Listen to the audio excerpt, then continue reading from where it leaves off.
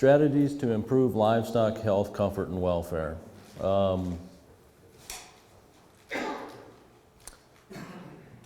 let's read this. In the 1960s, the U.S. Congress received more letters from citizens concerned with animal welfare issues than letters concerning civil rights in the Vietnam War. Now, I had to ask Larry back here because I wasn't born until 1973, so can anybody, there are a lot of older people out here than myself, but can anybody remember the 60s and can anybody give me an answer why that is? Raise your hand if you...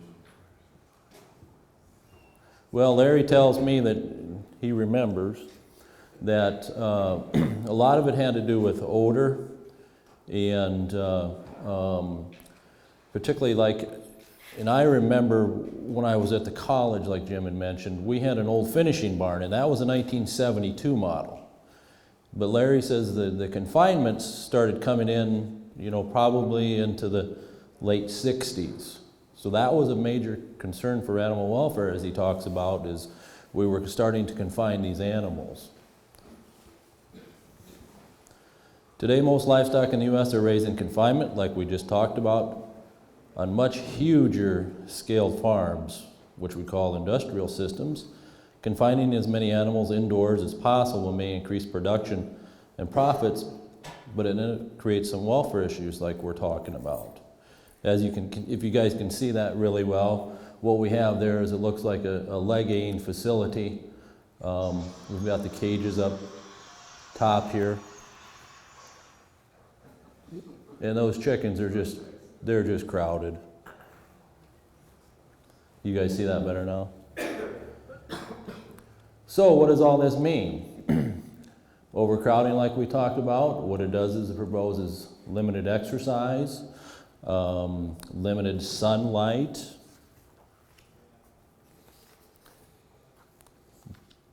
animals are more prone to injuries being crowded, and also too, by overcrowding and stuff, we maybe get some cannibalism, some tail biting, some more aggression and stuff of animals towards each other.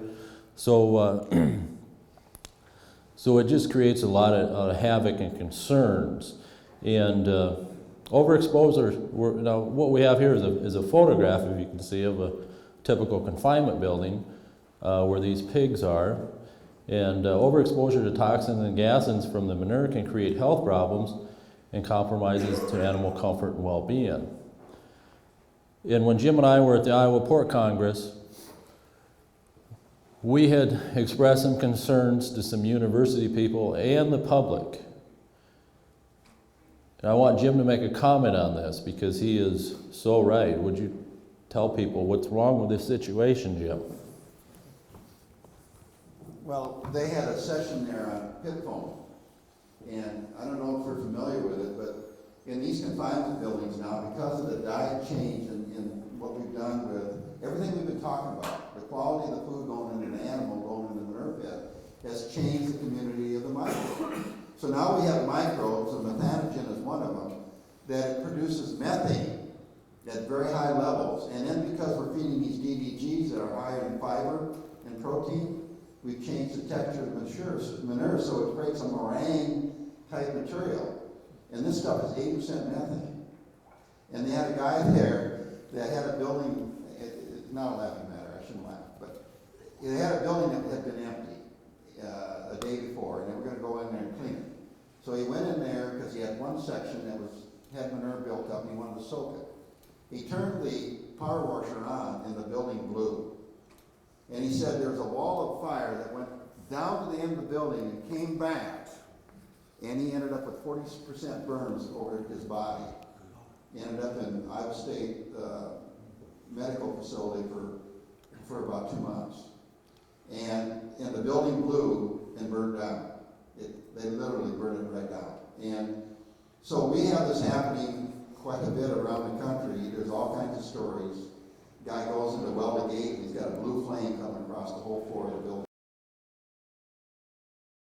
And so,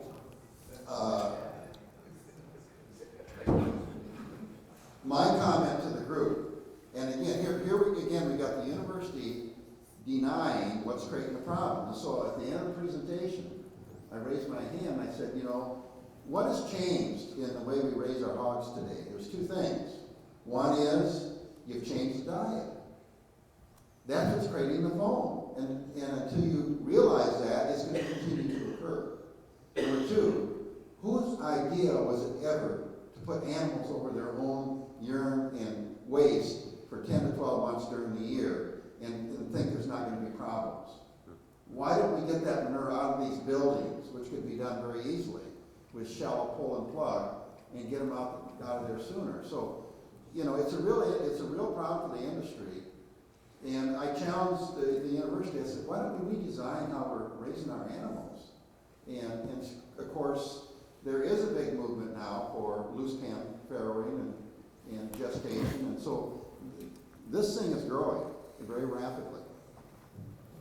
Yeah, and I was part of that discussion later with them, and they agreed. Why do we raise pigs over their own manure?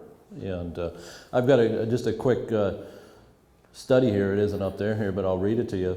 Pigs over a manure pit, we get ammonia and other gases volatilizing through the slats.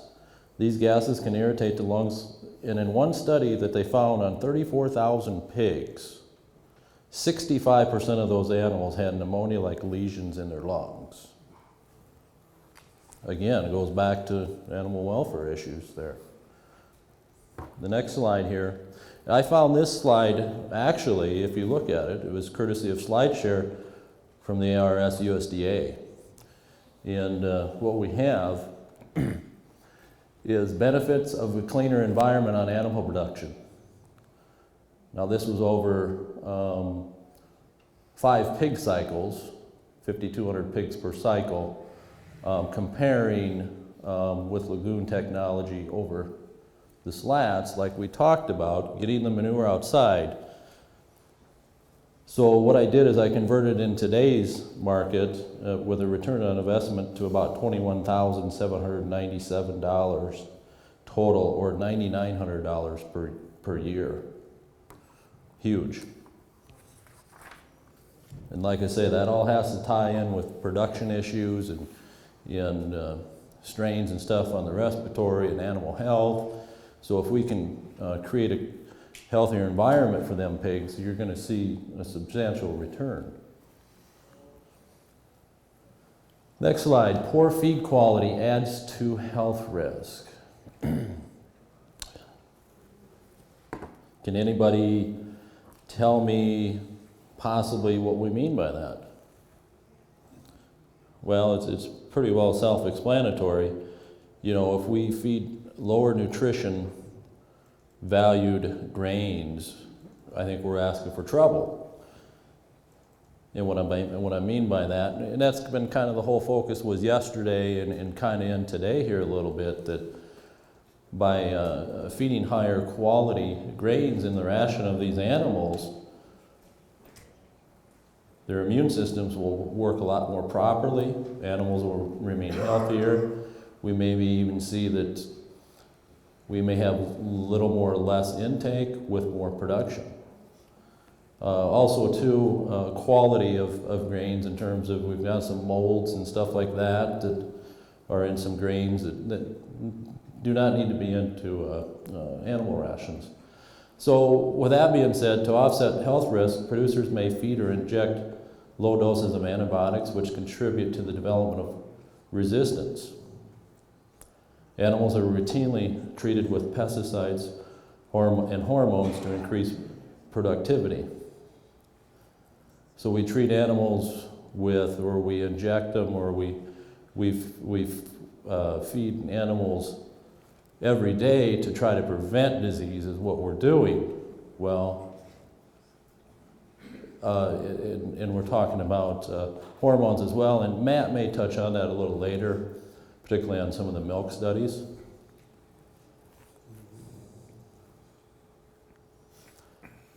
Okay, this one's a big one here.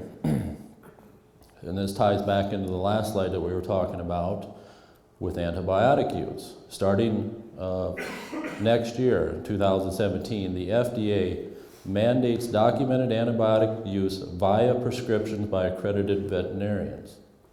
So what does that mean? That means a big pain in the butt for suppliers and retailers. This means that you will not be able to walk into Tractor Supply or Mills Fleet Farm and pick up a box or a jug of chlorotetracycline or any of these. What you've got to do is you've got to have a prescription from your veterinarian. That store then has to keep 2 years worth of paperwork, hard copy paperwork on file. So Plus the producer. Plus the producer as well. The producer has to work with a veterinarian through validation companies as well, working with to your packing house or your wholesaler where you ship your milk to or whatnot. So a couple of slides. There we go. So what does all this mean? And we talked about that yesterday. All natural, organic, grass-fed, no added hormones, humanely raised. What does all this stuff mean? Well, we got two things. I think Marlo talked about it yesterday. Moms, it's all consumer driven. So we've got opportunities out there to enter markets like this to go ahead and create more income for ourselves.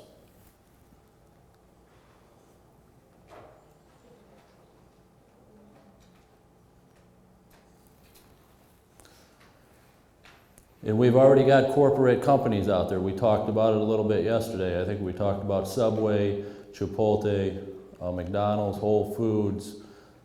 These are franchise restaurants and retailers, wholesalers.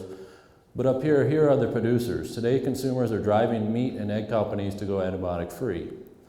Restaurants and supply companies are pledging antibiotic-free products along with animal welfare and comfort practices from producers. Here we have Purdue. Purdue, I believe, is pledged here in the future to go all cage-free on their eggs.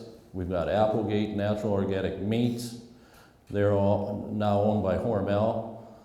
Tyson as well on the egg division, pledging antibiotic-free and cage-free. Diamond Ranch, which was started not far from me, just actually west of Mason City. They are, Diamond Ranch was started with pasture-raised pigs, antibiotic-free pigs. And then, of course, we got Dakota Provisions. Jim had mentioned about that we work with the colonies out there in South Dakota. And they are basically owned by the colonies. And so what does all this mean? I'll just give you some examples. The Dakota Provisions on the turkeys. We'll pay a premium of 50 cents per hundredweight on the bird carcasses. And then Diamond Ranch, those producers signed up with those and pledging and meeting those expectations. About $15 to $25 a pig is going to be their premium over conventional markets. So then, what we have here is we have some auditing firms. This Validist here, they are a third-party company that's contracted out by the packers, like Hormel's and Tyson's. They want to ensure that the people they buy pigs from meet these expectations for animal welfare. And I'll just give you an example. I was working for a buddy of mine over by Decorah, Iowa, who supplies pigs to Tyson's. And Validus came out on the farm. It was mandated by Tyson. Validus came out on the farm, and they were out there for about 4 hours, going through the paperwork, checking everything off, just auditing everything that was in favor of the pig. Was there bedding being utilized if pigs were outside? How much bedding was on hand? Which your euthanation,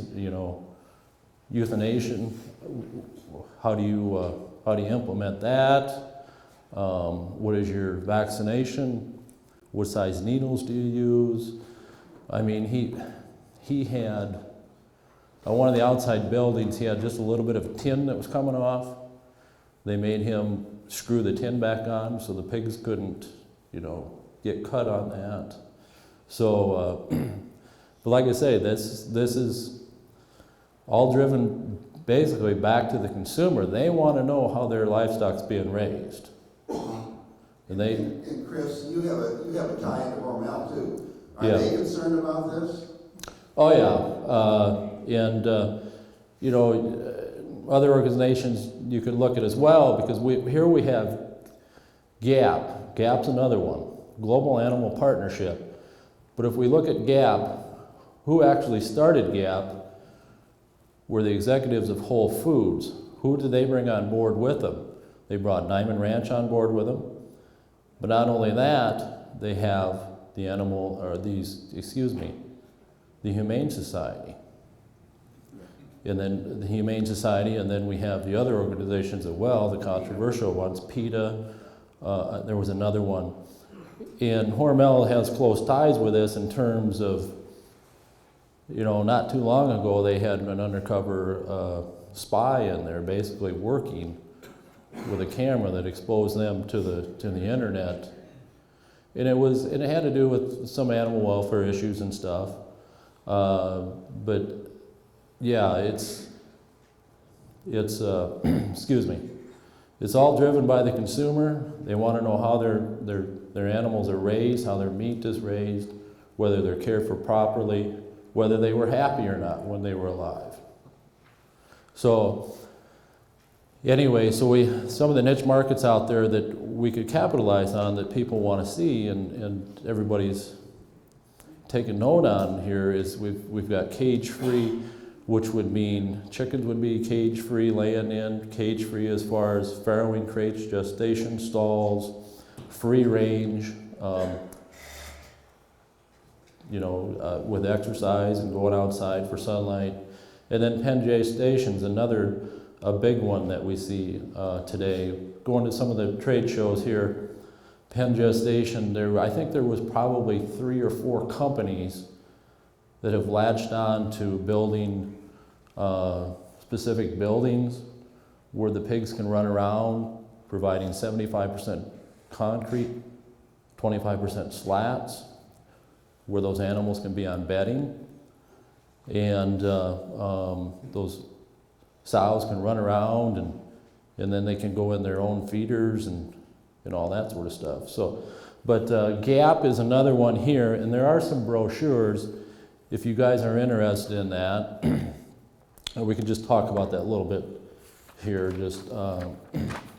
It's a 5-step program, and I'll just explain real quick some of the pledges that you could do and try to implement. Let's just take pigs, for instance. Step 1, rating 1, no cages, no crates, no crowding. They're all prohibited. You must use bedding and housing, and tail docking is prohibited on pigs. Step 2, enriched environment. Pigs were going to be a minimum weaning age of 35 days, and enrichment to encourage foraging behaviors. Step 3 is going to be enhanced outdoor access, continuous access during daylight hours. Step 4 is going to be pasture-centered. Those pigs will have to be continuous access to foraging areas or pastures and unrestricted access to wallows on pasture. Step 5 is going to be animal-centered, no physical alterations. All the piglets must be stayed together, and no physical alterations in terms of castration either.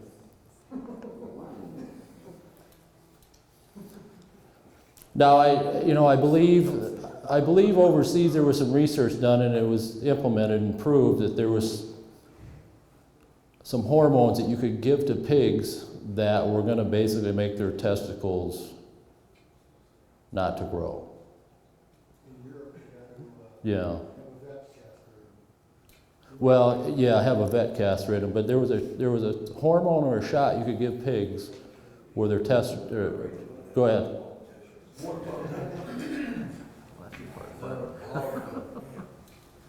they're feeding hogs, this product that destroys their reproductive in terms of Yeah. muscle. What? Pot tailor.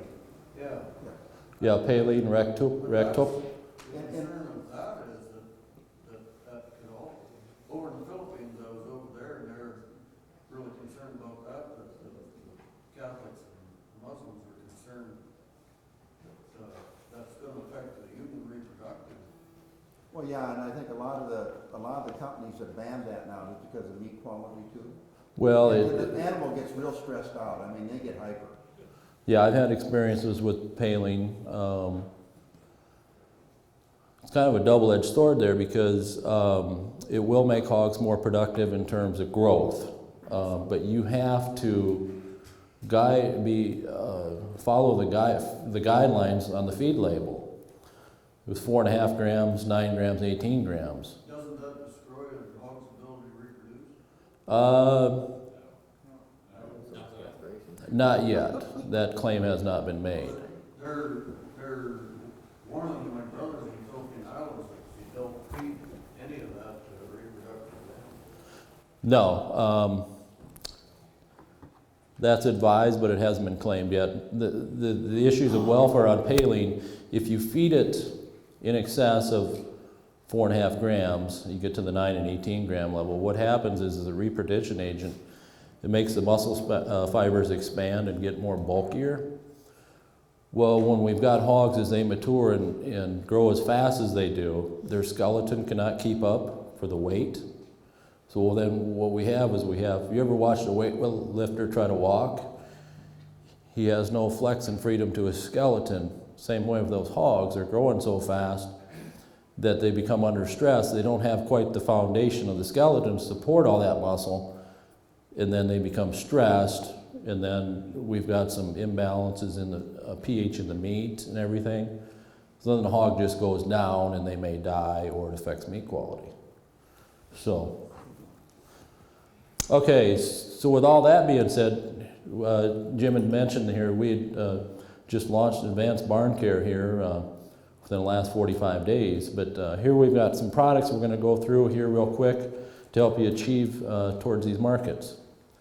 And here we have, if you guys looked earlier, yesterday and today before, we've got some manure pit treatment products here. And we go back to talking about with the gases and everything, being exposed to those pigs over the pits, we can help with that. And what we do is we have 3 products, Microbial Manure Master Plus, and Manure Conditioner. They're over there. We can reduce toxins and gases. Just think of what we can do production-wise for those pigs, make them grow faster, stay healthier, put less stress on the immune system. Our products will convert manure's solids to liquid. We'll liquefy that manure. We can bring pit capacities back. We can convert that liquid into starter fertilizers. Also, another important thing is we can biologically make that manure available for crops. We can tie up and lock up all the nutrients to make them available biologically. Also too, and you know, Doug is here, we can talk about that too, but we can reduce application rates by still achieving a 5 to 10% yield increase. Environmentally effective in reducing nitrates, soil, and water contamination. Kind of like what Tim was talking about earlier. Here's a couple. I want to make one point and go back to that last slide. Okay. We've come on with Manure Master Plus. Between the 2 liquid treatments now, we've got close to 40 different microbes involved.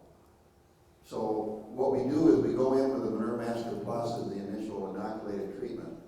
It's also got the purple non-sulfur and purple sulfur that takes hydrogen sulfide out very well. And then we treat with the Manure Master. It gives us a really good complex of microbes in these pits, especially what we're dealing with today of what's coming out of the animal into the manure. Manure Conditioner, we use that when we get into trouble type situations, whether it be beef confinement, pits or just these manure pits that are difficult to get the manure stimulated, that gets the microbes going and it ties up toxins so we can get that microbial complex chewing up that manure. Advanced barn care, barn drying agents. Over there we have two of them, the Bio Barn Dry. That's going to be the one that's got the peppermint smell to it, aroma to it. And then Poultry Litter Conditioner Plus, like Jim had said, and we do have that with a working relationship with one of the colonies in South Dakota. And over there I do have some studies. We're 3 months into a study with that, and I'll just explain really quick that we do have 1 month into a control and 3 months into the study, going apples to apples with the data over there. We can say that we are reducing ammonia in these barns. Anywhere from, I think it was 3 parts per million all the way to 5 parts per million, which is huge because we look at some of the industry standards when we're talking about welfare of these birds. The threshold is 25 parts per million in an 8-hour period. So if we can reduce, a lot of the producers out there try to remain about 12 to 15, but just think if we can drop that by 5 parts per million, what that can do for the birds to increase your production. These drying agents can be used on multiple bedding sources to go ahead and, to go ahead and absorb moisture. And when we absorb moisture, we're also controlling ammonia as well. Also too, they have a grit. If you go over and feel the texture and stuff, it's great for animal welfare in terms that it reduces floor stipplage. Also, we've got, these are microbial advanced. It provides a defense system against pathogens in the bedding. In the world of microbiology, we talk about providing a defense system against pathogens. These are all beneficial microbes. And then with the pre-digestion of the manure, the compost creates an increase in bedding temperature. And I've seen about a 5-degree Fahrenheit increase on some studies that I've done, which is huge. I mean, it's going to save you on some utility cost. And then when we take that bedding, we can convert it to a more valuable fertilizer source as well, so to put back on the fields. Yeah, and then this is also what we call a probiotic too. So when the animal ingests it, like the bird, the turkey, or even the little piglets, then it helps their immune system internally. So we see a really major benefit, and we've had really good response on that. Advanced barn care animal diet additives. We've got 2 of them. We've got the feed flow additive over there and the Microbial Healthy Plus. And this goes back to what Jim was talking about. Both products incorporate an economical probiotic source. The Microbial Healthy Plus, me being into the swine industry, I can tell you that one there is probably one of the, bang for the buck, is probably the cheapest probiotic source on the market. We've had good success with that. In fact, I had some show pig producers just south of here that fed their show pigs. They had about 18 head of show pigs, and I made sure that they actually had it from 3 different farm sources. But all the way from 60 pounds all the way to fair day, they fed Microbial Healthy Plus at 1 ounce per head per day on the feed. Not one single needle was given to those pigs. So, actually too, as we talk about, we're introducing a more influx of microbes into the gut, so we get a good start on pre-digestion of the manure, locking up more odors as those feces come out of the animals. And then we have the feed flow additive, which improves the immune system by balancing the trace minerals. Also, the feed flow additive has microbes in it as well. They're going to provide a defense system against pathogens. And then what happens as well, we're going to regulate the pH in the gut, and a lot of those pathogens will be dormant. But I think the other thing, Chris, we got a parasite control element. in there, Yep, too. yep. And, you know, so that helps, but the big thing is, if we can get a healthy digestive tract, then that manure coming out is gonna have less odor in it. Mhm. You're gonna utilize the feed better, the immunity is gonna be healthier, and so you're working again, it's about environment, it's about the immune system, and it's about what you're feeding that animal that's gonna allow you to tap into these markets. Exactly. Okay, I'll go through these real quick like here, and then I'll explain a demonstration that we're gonna do here. Advanced barn care bedding products.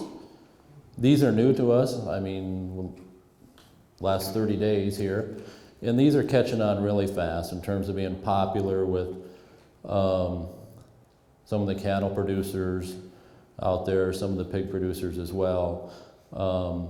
We've got some samples over here, but we'll explain that to real quick. Like, both of these products are effective in moisture absorption. Like I say, we'll show you this a little bit, but we've got 4 times the absorption of moisture over some of the other bedding sources, such as shavings and straw and corn stalks. We've got less dust issues compared to other bedding sources as well. Less dust means a more comfortable animal, less irritations to the eyes, less irritations to the lungs. Also as well, provides comfort to the animals. And you will see the fiber, as we look over at the fiber, and I was just speaking with one of our dealers here, he had noted he's got some fiber in his calf pens. He says it's real spongy. I go, you mean it's spongy like a bed? He goes, yeah. So we've got a very comfortable bedding source there for it that's got flex and give to it. It's not stiff and hard like some of the other, maybe corn stalks might be pokey and irritated and all that sort of stuff. But very great at controlling ammonia. And then they provide excellent insulation factors, providing warmth to the animal. And I'll explain a little bit more later to that. Fire retardant. They're going to smolder, they're not going to ignite. And then they're both biodegradable and environmentally friendly. And when we talk about biodegradable, these products have a carbon to nitrogen ratio of 50 to 1. Corn stalks are going to have a carbon to nitrogen ratio of around 80 to 1. Sawdust 400. And wood chips are going to be at 400 to 1. So that means that these are going to break down easier in your fields and in an environment. So does anybody have any questions? Go ahead. This fiber material, is there any, when it was grown, was there any glyphosate used? And No. We have a statement stating that no, there was no glyphosate, no spray. We will be able to get these organically. Yeah. All of the stuff that we got in advanced barn care can be organically approved. Okay. The bedding flake comes in a 42-pound bale or bag.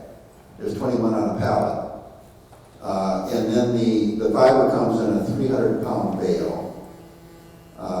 That's compressed to 3,000 psi, and so when you open it up, it expands 8 times. And we've gotten a lot of interest on this for dairy. In fact, we got a call from a dairy down in northwest Iowa just this week. It said, well, we'll need a semi-load a week of this stuff. So we get 8 of those bales on a pallet. So there's 2,400 pounds a pallet, and we just ship it by the truckload direct to the farm. Yeah. So is it feasible to use in non-organic operation? I mean, cost-wise? Is it what, Duncan? Feasible to use it, I mean... Well, I converted it out on the fiber. They come in 300 pounds, and so with that being said, I converted it over to straw, and roughly we're about equivalent to $3.50 bale of straw. But yeah, we've got a lot more volume in there. And I'd seen on Craigslist the other day that straw was going upwards around $5 a bale. So we're priced at $3.50, but with better properties here. Yeah, better absorption. Yeah, you want to comment? you just gotta load in, I don't know, we sent you out a couple pallets, and then you just gotta load in, and you got a picture over here of your calves, so what are you seeing? When you're putting it in the pen versus straw or corn fodder, you got a lot less material. It doesn't look like you have anything in the pen, is what it looks like. But we correlated it out to pounds, how many pounds of straw we're putting in, how many pounds of this to make it an even ratio, I guess. So we're not spending 10 times more on our bedding costs. We're trying to cut our costs, so you got to equal it out to your pounds of cost, however you want to say it. Yeah, yeah, Because a 300-pound bale is about a quarter of the size of a 600-pound square bale. yeah. So you're throwing in about a scoop shovel full compared to like 2 wheelbarrow full. Mm-hmm. Yeah, it's What you'll find is that, yeah. and I'll make just another quick comment, and we can talk a little bit more later. 2 days ago, I just did a quick trial on it because the fiber, if you actually look at the fiber makeup, or it has like a wool-like structure to it, kind of like maybe like steel wool a little bit, but anyway. So with that being said, kind of reminded me of a little bit of fiberglass insulation. They use insulation to retain heat in houses and stuff. So what I did with the fiber and straw, and what I did is I took a 250 watt heat bulb, 18 inches off the ground. We both started at 59 degrees Fahrenheit. I left the heat bulb on for 15 minutes over each of those beddings. 15 minutes into it, the temperature of the fiber bedding was up to 108 degrees Fahrenheit. What would you guess the straw heated up to for the same time of 15 minutes? Only heated up to 82 degrees Fahrenheit. So then we pulled the heat source away from there, and the fiber actually had better heat retention all the way up until about 15 minutes later when I stopped it. So then when we brought it down, we had a 10 and a 5 degree difference between the two beddings. So very, very good for animals in terms of when they lay on their bed, they're going to create body heat, which is going to be, the energy is going to be absorbed into the bedding, creating a warm contact on the bedding for them. So. But this bedding stays drier on top. It tends to, where sawdust will bring the moisture right to the top. This will tend to be dry on top, so you get a lot more comfort. How we got into this is really, we got an equine division in the company. We have an excellent some equine products. We got them in the fleet farm as a distributor, and we market them all over the country. This came to our attention because horses are really sensitive to dust. And so this is pretty much a dust-free product. And it's easy for them to use, and as far as we were talking to Josh over here, you use where you maybe use a bit, let's say an equal amount, you'll use about a half more of the sawdust to get equal. So you're using less of it, so you got less going in, you got less cleaning out, and they really like it. The other thing that they like in the horse industry is fire retardant. So if you get a fire, it's less of a combustible item. Yep, exactly. They don't eat it, do they? No, I've seen pigs go ahead and sniff it and try to nibble on it, and that was the end of it. Experience on calves, they don't eat it. Nibble on it, yeah, I mean, they know there's no nutritional value there. It's a bed source, so. But just the other thing I want to mention is we found this. When you look at this thing holistically, in a farming operation, that's why we practice the Profit Master Full Circle System. I have a producer down in Hampton, Iowa, that he's been working with for about 5 years. And because we're treating his barn and his manure and his hog barns, he's saving $1 to $1.50 a pig in heating and ventilation costs a year. So on a 2,400 head building, that's $2,500 to him, okay? And so when you look at the bottom line of controlling cost, that's what these line of products are meant to do, is if you control that odor, and make that animal more comfortable and have a better immune system, better feed quality, it's gonna have health profitability. And you're gonna avoid people getting irate about some of the things that are happening at the farm level. So that's the whole approach to it. Yeah, exactly. Any other questions?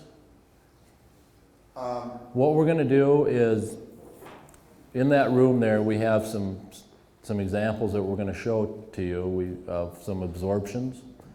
We've got four bedding sources on the table in there, and then we have 3 trays in there if you want to take a look at them before you go to lunch. But I'm going to go ahead and pour water, which is going to simulate wasted water or urine or feces or anything. I'm going to go ahead and pour water, and then we'll let the beddings absorb and soak up, and then when we come back, I'll be in there, and anybody wants to view that and ask additional questions, we can do that after dinner or just before we start up again, I guess. So, but thank you. Thank you, Chris. You betcha.